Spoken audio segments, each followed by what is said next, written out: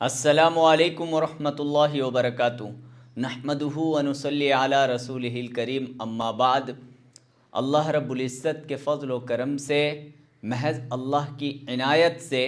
हमारे मगरिबी बंगाल में आलमी इज्तिमा अल्हम्दुलिल्लाह बहुस्न खूबी अंजाम पाया। 2, 3, 4, 5 का जो आलमी इज्तिमा था बहुत ही अच्छा था, बहुत बेहतरीन उसकी कारगुजारी रही और माशा अल्लाहुल अज़ीज़ लाखों करोड़ों का मजमा उस इज्तिमा में शरीक हुआ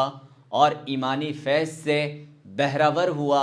और अपनी इन्होंने इस्लाह की। जैसे कि इससे पहले के वीडियो में मैं आपको बता चुका हूँ कि इन इज्तिमाआत का और इन तबलीगी मराकिज़ का और इस तबलीगी जद्दोजहद का असल मकसद व महवर क्या है। आज हम इस आलमी इज्तिमा की कारगुजारी और उसके ताल्लुक़ से कुछ तज्ज़ियाती बातें आपके सामने पेश करते हैं। आप वीडियो में आखिर तक बने रहें। वो ये है कि हर मेहनत का एक फल और एक नतीजा होता है। इतना बड़ा इज्तिमा कायम हुआ, लाखों करोड़ों का मजमा वहाँ पर जमा था। उस ठठरती ठंड में लोग बड़े जद्दोजहद, जान और माल की कुर्बानियों के साथ वहाँ पहुँचे और 4 दिन वहाँ मुसलसल क़याम करके वहाँ उन्होंने अपने ईमान का और इस तबलीगी जमात से मोहब्बत का सबूत पेश किया। अब जो इतना बड़ा जो इज्तिमा जो कायम हुआ है, इस इज्तिमा का नतीजा क्या है। इज्तिमाआत जो होते हैं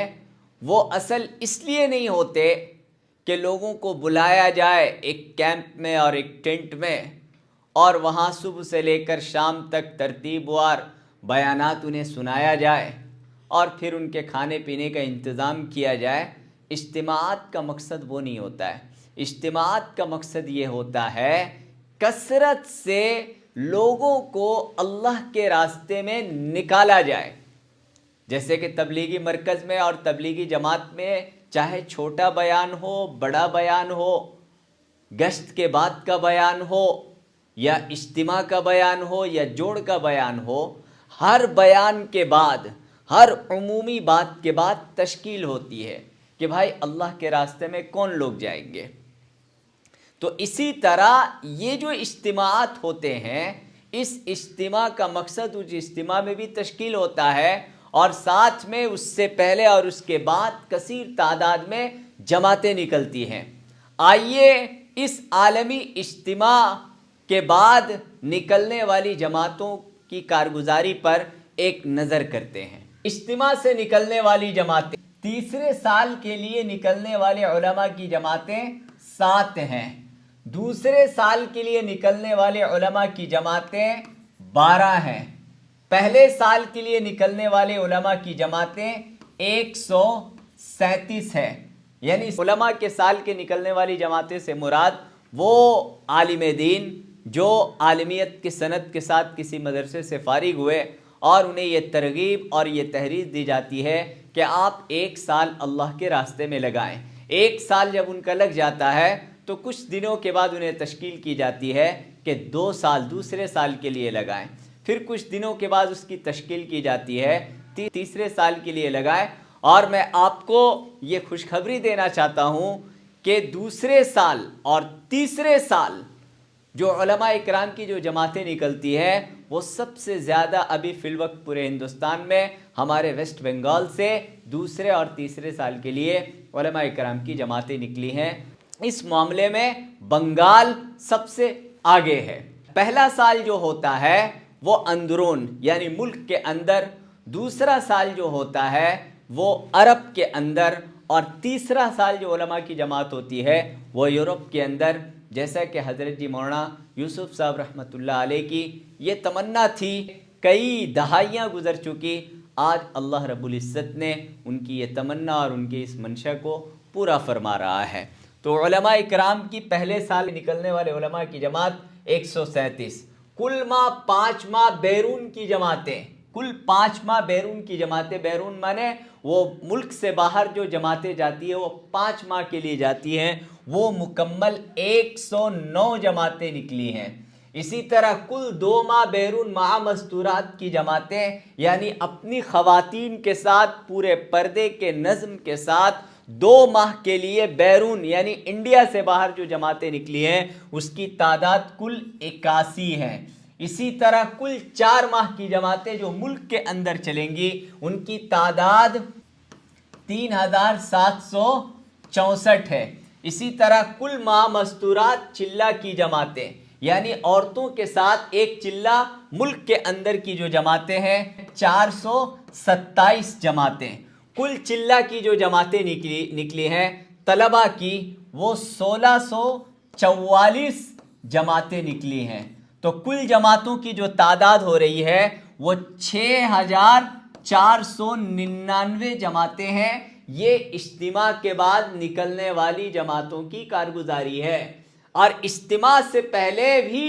بہت بڑی جماعت جو اجتماع کی محنت کے لیے، لوگوں کی تشکیل و تحریض کے لیے جو بہت بڑی جماعت نکل پڑتی ہے چلہ کے لیے، 4 ماہ کے لیے وغیرہ، تو ان کی کل تعداد جو ہے 3695 جماعتیں ہیں۔ 6499 جماعتیں وہ اجتماع کے بعد اور 3695 جماعتیں ہیں وہ اجتماع سے پہلے نکلی۔ اپروکس اگر ہم حساب کریں گے تو لگ بھگ کل 10,000 جماعتیں اس اجتماع کی برکت سے نکلی ہیں۔ اگر ایک جماعت میں 10 افراد کو اگر ہم کاؤنٹ کرتے ہیں تو 10 × 10,000 کل جماعتوں کی جو تعداد ہو جاتی ہے وہ 1,00,000 جماعتوں کی وہ تعداد ہو جاتی ہے۔ یعنی 1,00,000 لوگ، اس میں مرد بھی ہیں، خواتین بھی ہیں، بیرون ملک بھی جائے گی وہ جماعتیں، اندرون ملک بھی حرکت میں رہے گی، نکلیں گی یہ جماعتیں، علماء بھی ہیں، طلباء بھی ہیں، عوام الناس بھی ہیں، ان سب کی تعداد ملا کر کل 1,00,000 جماعتیں نکلی ہیں۔ یہ 1,00,000 افراد اللہ کے راستے میں نکلے ہیں۔ آپ بتائیں کہ اس دنیا میں ہے کوئی ایسی جماعت، ہے کوئی ایسی تنظیم، ہے کوئی ایسا ادارہ جو اتنے منظم اور اتنے بہترین انداز میں بغیر کسی بینر کے اور بغیر کسی سوشل میڈیا ایکٹیویٹی کے اتنی بڑی کارکنان کو اللہ کے راستے میں 4 ماہ کے لیے، 5 ماہ کے لیے، 1 سال کے لیے، 2 سال کے لیے، 3 سال کے لیے اس طرح لوگوں کو اللہ کے راستے کے لیے نکال دے، دین کے کام، دینی خدمات کے لیے نکال دے، یہ واقعتاً اس تبلیغ جماعت کی ایک بہت بڑی کارگزاری ہے۔ ہم آپ کو بتاتے چلیں، یہ جو اجتماعات کے تعلق سے ہم آپ کو بتاتے چلیں، آپ کبھی بھی گزشتہ 100 سال سے کم و بیش چھوٹی یہ بڑی اجتماعات تبلیغ جماعت کی منعقد ہو رہی ہیں، مگر ان اجتماعات کے تعلق سے آج تک آپ نے کبھی نہیں سنا ہوگا کہ اس کے اندر بھگدڑ مچ گیا ہو یا اس کے اندر انتشار ہو گیا ہو۔ اگر ہو بھی جاتا ہے تو اس کو ایسے مینج کر لیا جاتا ہے اور اس کی خبروں کو ایسا مثبت رکھا جاتا ہے کہ کچھ ہی دنوں کے بعد وہ فتنہ دم توڑ دیتا ہے۔ میں نہیں کہتا ہوں کہ کبھی بھی ان جماعتوں میں بھگدڑ نہیں ہوا ہوگا، کبھی بھی انتشار نہیں ہوا ہوگا، اگر ہونے کے باوجود بھی منفی پروپیگنڈے سے یہ لوگ بالکل بچتے ہیں، اپنی کارگزاری کو یہ مثبت پیش کرتے ہیں۔ یہ بھی تبلیغ جماعت سے سیکھنے کی چیز ہے۔ اور میں یہ بھی بتاتا چلوں، کوئی ضروری نہیں ہے کہ جہاں پر کروڑوں کا مجمع ہو وہاں انتظام اعلیٰ درجے کا ہو، ٹینٹ اعلیٰ درجے کا ہو، باتھ روم کا مسئلہ بالکل وسیع پیمانے پر ہو، یہ کوئی ضروری نہیں ہوتا۔ کھانے پینے کے مسئلے میں کسی بھی قسم کی تکلیف اور کسی بھی قسم کے مجاہدے سے ان کو گزرنا نہ پڑتا ہو، ایسی کوئی بات نہیں ہے۔ تمام تر مجاہدے وہاں پر ہوتے ہیں، کیونکہ 10,000 کا مجمع جہاں جمع ہو جاتا ہے وہاں پر کیا کیفیت ہوتی ہے یہ تو لوگ جانتے ہیں۔ یہ تو کروڑوں کا مجمع تھا، لاکھوں کروڑوں افراد وہاں پر شامل تھے۔ اب آپ بتائیں 4 دن وہاں قیام کرنا، پھر جو بشری ضروریات ہے، کھانا اور پینا اور باتھ روم وغیرہ کے انتظامات میں کتنا محنت اور کتنا مجاہدہ ہوا ہوگا، کتنی پریشانی اور دقت ہوئی ہوگی، مگر اس جماعت کی خصوصیت یہ ہے کہ یہ جماعت کے زبان پر شکایتیں نہیں رہتی ہیں۔ یہ لوگ جماعت سے واپس آتے ہیں صرف مثبت کارگزاری پیش کرتے ہیں، حالانکہ ان میں سے بہت سارے ایسے ہوں گے جن کو بعض مرتبہ کھانا نہیں ملا ہوگا، بہت سارے ایسے ہوں گے جو بھیڑ کے دھکوں کے شکار ہوئے ہوں گے، بہت سارے ایسے ہوں گے وقت پر باتھ روم نہ جانے کی وجہ سے ہو سکتا ہے ان کے کپڑے بھی خراب ہوئے ہوں گے۔ مسائل آئے ہیں اور اس ٹھٹھرتی ٹھنڈ میں انہیں تکلیف کا سامنا کرنا پڑا ہوگا، مگر اس کے باوجود بھی یہ اپنی کارگزاری ہمیشہ مثبت پیش کرتے ہیں، ہمیشہ شکر کے الفاظ ان کے اندر ہوتے ہیں، شکایتیں نہیں رہتی ہیں، جس کے ذریعہ لوگوں کو یہ سمجھ میں آتا ہے کہ اجتماعات کے میدان میں جانا اور آنا بہت سہل ہے، بہت آسان ہے، ہر طرح کے وہاں پر سہولیات میسر ہیں۔ نہیں میرے دوستوں، سہولیات تو ہوتے ہی ہیں، الحمدللہ ہمارے جماعت کے ساتھی بڑی محنت کرتے ہیں، مہینوں ان کی محنتیں ہوتی ہیں اس کے پیچھے، اس میں کوئی دو رائے نہیں ہے، پر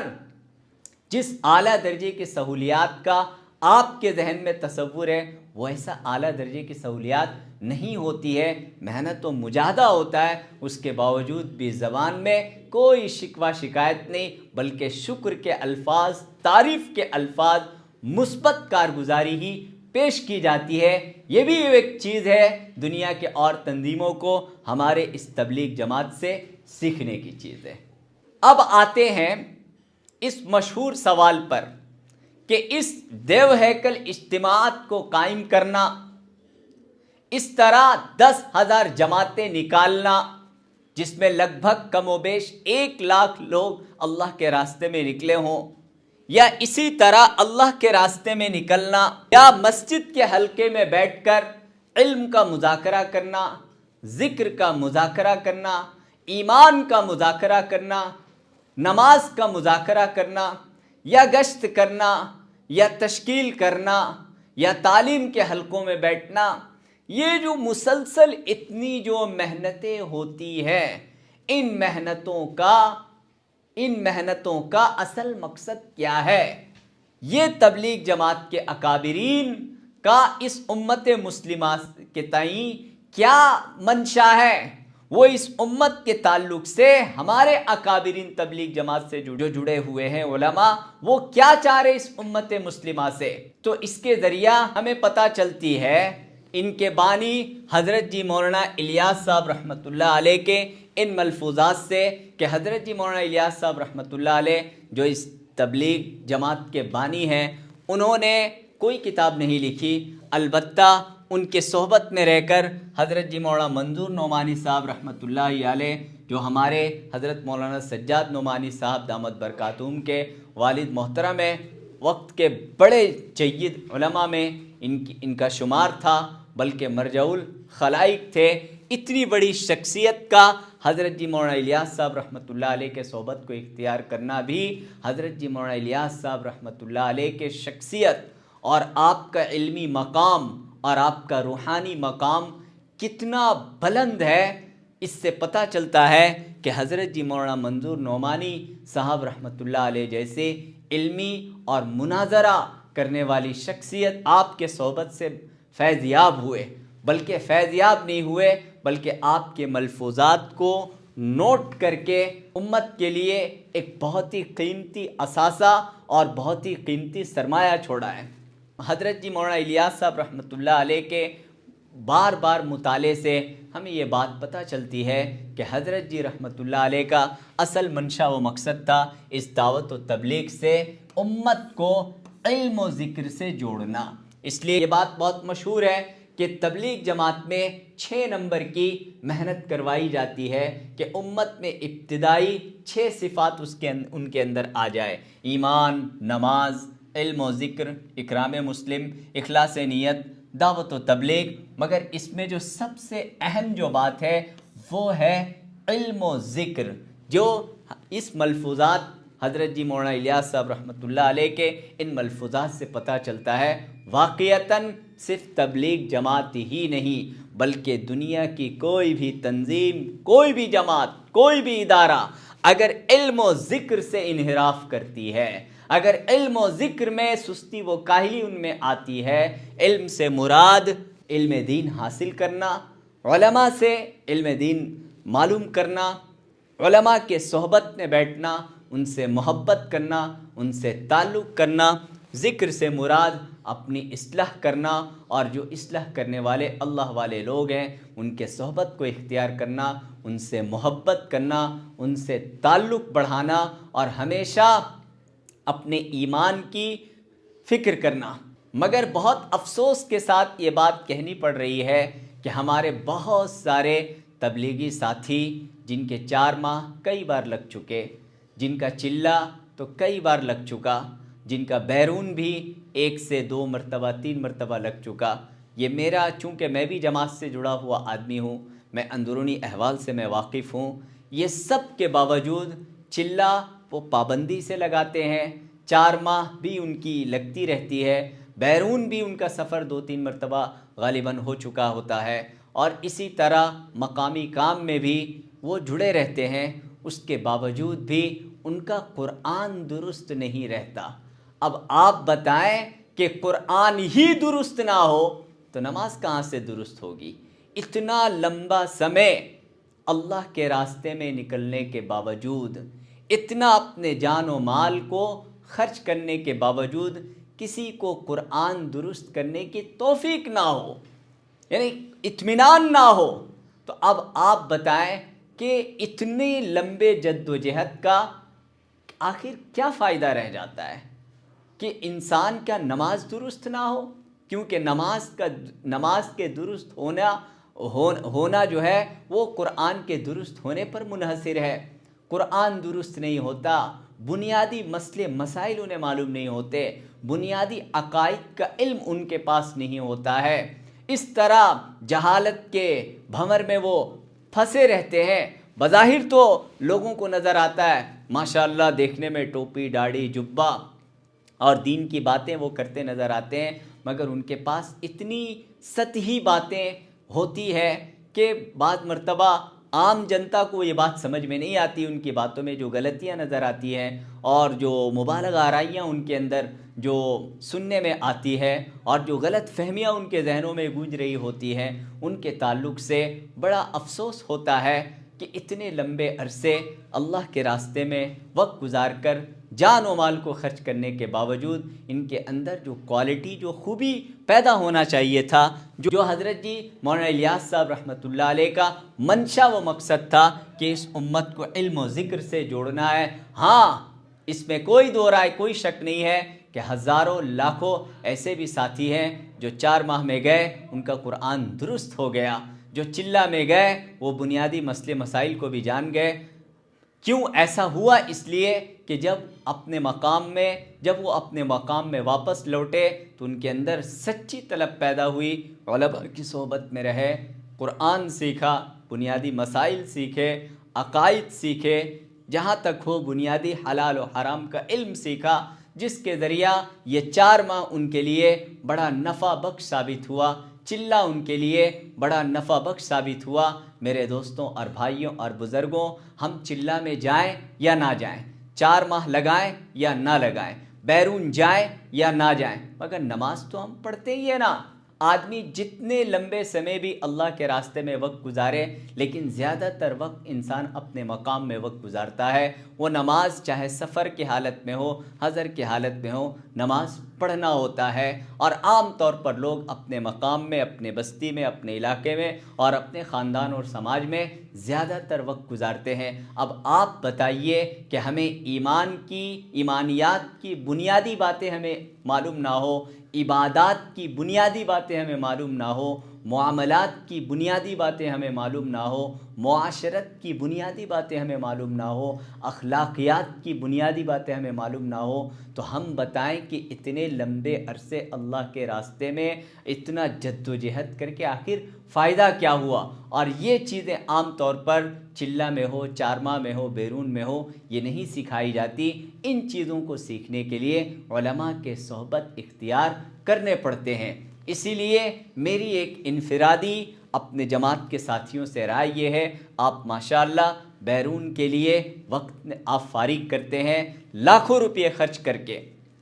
4 ماہ کے لیے آپ نے کئی مرتبہ وقت فارغ کیا اور ابھی بھی فارغ کرنے کا آپ عزم رکھتے ہیں۔ چلہ تو ہر سال آپ لگ بھگ آپ لوگوں میں سے اکثر و بیشتر لوگ لگاتے ہیں، سیر روزہ کے لیے بھی نکلتے ہیں اور مقامی جو گشت جوڑ وغیرہ کا جو کام ہے اس میں بھی لگے رہتے ہیں۔ میری ایک رائے یہ ہے، اس بندے کی رائے یہ ہے کہ 4 ماہ آپ کسی مدرسے میں لگا لیں،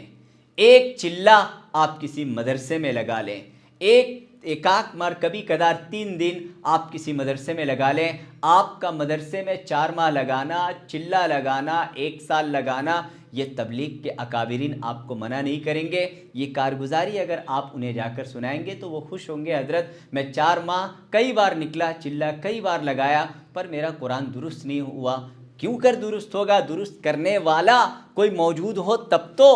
کسی چیز کو کرنے سے ہوتا ہے، خالی شوق دل میں پالنے سے نہیں ہوتا ہے۔ تو اس لیے میں نے یہ 1 مرتبہ 4 ماہ میں مدرسے میں لگایا تو تبلیغ کے اکابرین آپ سے ناراض نہیں ہوں گے، بلکہ وہ خوش ہوں گے، بلکہ وہ آپ کو شاباشی دیں گے کہ ہمارے حضرت جی مولانا الیاس صاحب رحمۃ اللہ علیہ کا جو منشا و مقصد تھا کہ یہ امت کس سے گزرے، یہ امت علم و ذکر سے جڑے، اس کام کے ذریعہ یہ منشا اور مقصد پورا ہو جاتا ہے۔ ماشاء اللہ العزیز، ایک آدمی چلہ لگا کر آتا ہے، 4 ماہ لگا کر آتا ہے، بیرون لگا کر آتا ہے، تو وہ یہ سوچتا ہے کہ اب میں اپنے بچے کو مدرسے میں پڑھاؤں گا، تو ہزاروں بلکہ اکثر و بیشتر بچے جو گزشتہ 30-40 سالوں میں جو مدارس میں جو بچے طلبہ آئے ہیں، وہ اکثر و بیشتر ان کے والدین کا یا ان کے نانا کا یا ان کے دادا کا یا ان کے دادی کا، ان کا تعلق تبلیغ جماعت سے رہا، وہیں پر جا کر انہیں شوق ہوا اور انہوں نے اپنے بچے کو مدرسے میں ڈالا۔ یہ بہت بڑی خوبی ہے، میں بھی اسی جماعت کا ہی ایک پروڈکٹ ہوں۔ میرے والد صاحب رحمۃ اللہ علیہ چلہ میں گئے، پھر انہیں شوق ہوا، انگلش میڈیم میں پڑھ رہا تھا، اٹھا کر انہوں نے مدرسے میں ڈالا۔ آج میں ایک عالم دین، ایک مفتی، آج میں مدرسے سے پڑھ کر ایک دین کا خادم بنا ہوں۔ تو میری گزارش یہ ہے کہ ایک چلہ 4 ماہ آپ فارغ کرتے ہیں ہر سال، 1 سال 4 ماہ مدرسے میں وقت لگا لیں، علماء کے صحبت میں وقت لگا لیں۔ میں اہل مدارس اور مسجد کے جو ائمہ کرام ہیں ان سے میں گزارش کر رہا ہوں کہ اگر کوئی شخص آپ کے پاس آئے، چاہے وہ اہل مدارس سے علماء تعلق رکھتے ہوں یا مسجد کے امامت وغیرہ سے تعلق رکھتے ہوں، آپ ان کا شاندار استقبال کریں، کیونکہ وہ اپنے جان و مال کے ساتھ آئے ہیں، اب پر بوجھ بھی نہیں بنیں گے، صرف ان کے قیام کا ایک جگہ دے دیں، اور آپ کے مدرسے میں آئے ہیں تو ان کے تعلیم و تربیت کا ان کے حساب سے 4 ماہ کے حساب سے، چلہ کے حساب سے ان کے تعلیم و تربیت کا انتظام کر لیں، کیونکہ یہ تبلیغی احباب، یہ تبلیغی جماعت کے افراد اس امت کے بہت قیمتی اثاثہ ہیں۔ جو لوگ تبلیغ جماعت سے جڑے ہوئے نہیں ہیں ان کے لیے چلہ نکالنا، 4 ماہ نکالنا، یہاں تک کہ 3 دن کے لیے دین کی خدمات کے لیے وقت کو فارغ کرنا ان کے لیے بہت مشکل ہے، بلکہ ان کے لیے ایک اجنبے کی بات ہے کہ دین کے لیے، صرف قرآن حدیث کے لیے اتنا لمبے سمے دے دوں، کیونکہ اس کی اہمیت ان کے دلوں میں نہیں ہے۔ ہمارے جو تبلیغی احباب ہیں جو اس کام سے جڑے ہوئے ہیں، ان کی اہمیت ان کے دلوں میں ہوتی ہے، اور اسی لیے وہ بار بار اللہ کے راستے میں نکلتے ہیں 4 ماہ کے لیے، چلہ کے لیے۔ تو میری گزارش یہ ہے کہ 4 ماہ اور چلہ آپ مدرسے میں علماء کے صحبت میں رہ کر گزاریں، جس طرح آپ اپنے بچوں کو داخلہ کرواتے ہیں جماعت سے آنے کے بعد، خود آپ داخلہ لے لیں کسی مدرسے میں، رہ کر آپ قرآن درست کر لیں، اور دین کے جو بنیادی مسائل ہیں، عقائد ہے، عبادات ہے، معاملات ہے، معاشرت ہے، اخلاقیات ہے، جو حلال و حرام کی جو بنیادی باتیں ہیں وہ سیکھ لیں۔ انشاءاللہ زندگی میں یہی کام آئے گی۔ ہمارے تبلیغ جماعت کے اکابرین کا یہی منشا تھا، اور اسی سے دنیا و آخرت کی سرخروئی ہے۔